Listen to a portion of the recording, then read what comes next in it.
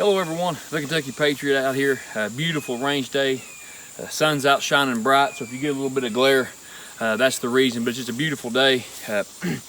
You've probably seen the water bottle challenge. I know the guy went viral on the internet, done like a spinning back kick, and his foot just nicked the lid, and it spun the lid off without knocking the bottle over or anything. The 22 Plinkster, he has done it. There's several people that's done it. I even seen one guy with like a front end loader spinning the thing around and caught it with a bucket, just the front, and he was able to spin the lid off. So we're going to try it today, Kentucky Patriot style, hillbilly style, with a shotgun. There may have been somebody that's done it with a shotgun. I haven't seen him, so I'm going to try my hand at it and see. And the whole point of it is just to, and I will loosen the lid some, because it hasn't been open. So I am going to loosen the lid, and the whole goal of this, kind of just a fun little thing, fun little exercise, is to try to hit the lid just enough where it spins it off. So I'm going to try my aim. I'm open sights with a shotgun, and who knows? We'll try it and see what happens. I'm going to try out the new shooting glasses I got in the last tack pack. If you're interested in tack pack, you get some pretty cool things: glasses, knives, AR parts, a lot of cool stuff. And these are the ones that I've got in the last tack pack. And again, I'm going to try this with a 12 gauge shotgun. Got me a pad here to brace myself. So, like I said, I've not seen this done or tried. Maybe somebody has, but we're going to try the water bottle challenge with 12 gauge, open sights, new shooting glasses. And this is my first shot. I haven't been practicing this. There's no camera trickery. There's no magician's trick. Just a camera, a gun, a water bottle. Let's see how she does.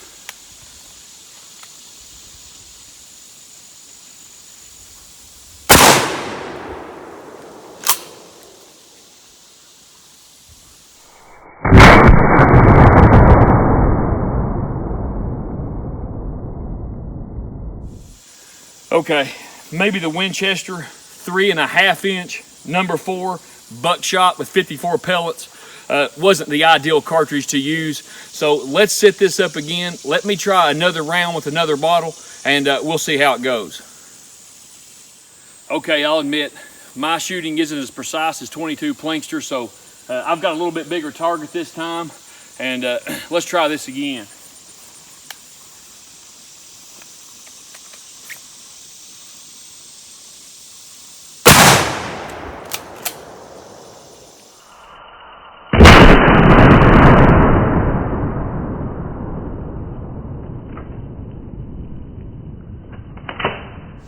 So what's the takeaway from all this? Well, a 3.5 inch number 4 buckshot with 54 pellets probably isn't the ideal cartridge to use for precision shots.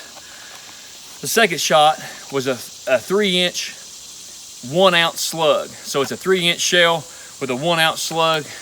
And actually it wasn't a total loss, because look at here. Actually, I didn't remove the entire lid, but I did remove the top of the lid. So I could probably never do that again. So I'm pretty happy with the results.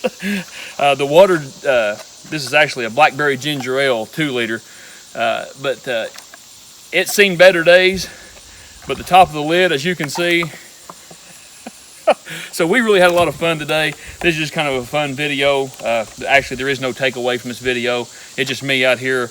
I wanted to see what a 3.5 inch shell would do, and with buckshot, and what a 1 ounce slug would do against a water jug. But just real quick, I think I'm going to try that 3.5 inch shell again with a regular water jug, just to see the results. And this was really just a fun video, but I really did have a lot of fun with this. And as you can see, I really did take the top of the lid off, which was unexpected. So I appreciate you watching. I'm going to load up again. Let's try one more water jug just for fun, and let's see how she does. On a serious note, a lot of people do like buckshot for home defense, and rightfully so. But a couple things I kind of hit on a couple times, maybe in some videos, but I want to mention here again. People say they don't like buckshot because over penetration, but anytime you're shooting inside of a house, you have to watch about over penetration. I don't care if it's a handgun, a shotgun, any kind of round. So always be careful where you aim. And maybe the 3.5 inch variety may not be for you. 54 pellet. of number 4 buck is a pretty good payload. But if you are using buckshot, it is pretty interesting to look at the results. And I know somebody in the comments is going to say, water isn't the end-all be-all test meeting. You can't tell the results of it. I mean, this isn't scientific, guys. I mean, I'm a hillbilly in the woods shooting stuff and having fun. So you guys are great. I appreciate you guys watching. But there's a few that's always like, you insulted my intelligence because you didn't compare apples to apples, or water isn't. But the reason I use water is because I've got a whole pond here behind me. And it's easy to fill up the water jugs.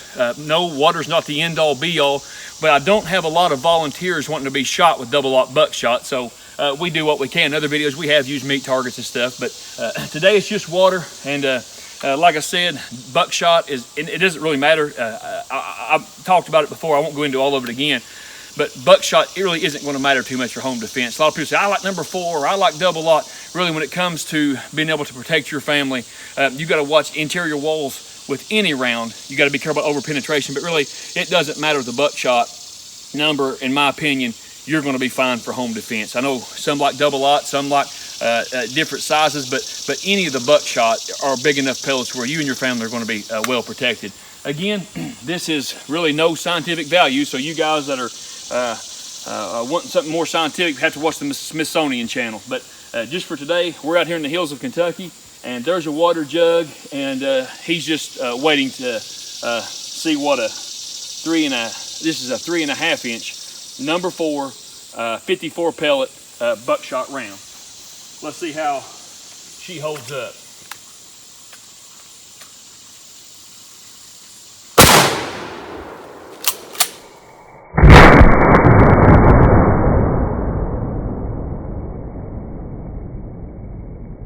The results speak for themselves. A lot of power, a lot of devastation. It's America. You do what you want. It's free country. Me personally, I wouldn't, for home defense, now hunting's different. For home defense rounds, I would not necessarily want to go 3.5 inch. I know a lot of you's probably wondering, how's the recoil on that? There is a lot of felt recoil. Not saying you can't handle it, but for home defense, for quick follow-up shots, 3.5 inch is a little much, in my opinion. It'll get the job done, but I don't think you're going to gain that much more out of a longer shell when you take away your capacity of a shotgun. I don't think you're going to get that much more results. And what I'm saying is I don't think a 3.5 inch shell is really going to do a whole lot more for you that a 2 3/4 double-aught buck won't, or a slug won't. And plus you start losing capacity. And now I've got that Benelli because a lot of guns won't even feed a 3.5 inch. I've never had no problem with it. It feeds just fine, but still, if you're wanting to cycle around in the middle of the night, like I said, you do what you want. But for home defense, I would probably lean more toward the 2 3/4 rounds. But like I said, if you want plenty of power, something that'll put them down, that 3 inch slug, or that 2 3 or a 3.5 inch, I'm sorry, get my words tangled up, but a 3 inch slug or that 3.5 inch double-aught buck will sure do the trick. So again, appreciate you watching. Not a whole lot you can take from this other than just watching me out here in the hot sun sweat and have a good time. But I do appreciate each and every one of you watching. And I do want to mention real quick, Tim, my buddy that you see me meet at the NRA convention, that sent me the 1,000 rounds for the G2C research range day that we done out here, where we shot 1,000 rounds with the new Taurus. He's got a YouTube channel now, and he's been a great friend to me, and he's like me. He loves to learn, test different rounds, see the results, see what's going to happen, see how things work. That was what he was wanting to see, was when he sent me those 1,000 rounds, was to see how that G2C would hold up to different rounds, different grains, a lot of kind of a torture test. And he's like me, loves firearms, loves the Second Amendment. And he started a YouTube channel. I'll put a link in the description below, so please go check out Tim. He's just a great guy, and I really appreciate each and every one of you. May God bless you. Thanks for watching. The Kentucky Patriot, signing off.